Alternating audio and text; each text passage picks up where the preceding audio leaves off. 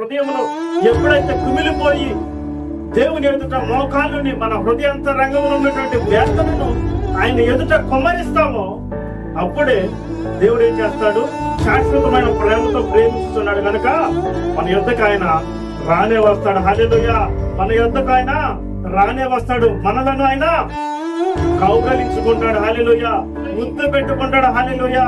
చూడము నా చేతులలో నిన్ను చెక్కి ఉన్నాను అని వాగ్దానం చేసినటువంటి దేవుడు, శాశ్వతమైన ప్రేమతో నేను నిన్ను ప్రేమిస్తున్నానని చెప్పి వాగ్దానం చేసినటువంటి దేవుడు ఆయన. హల్లెలూయా! ఏదైనానైతే నేను కృంగిపోయి ఉన్నాను, ఏదైనానైతే నేను పరిచర్య విషయమై, ప్రార్థన విషయమై, మందిరములు కట్టబడట విషయమై నేను ఎప్పుడైతే మొరపెట్టి ఉన్నానో, ఎటువైపు ఉన్నానో, ఏ మార్గంలో ఉన్నానో, ఏంటి నా పరిస్థితి అని అయోమయ స్థితిలో, గందరగోళ పరిస్థితిలో దేవునికి ఏ విధంగా మొరపెట్టుకున్నప్పుడు దేవుడు ప్రత్యక్షమైన నన్ను ప్రేమించి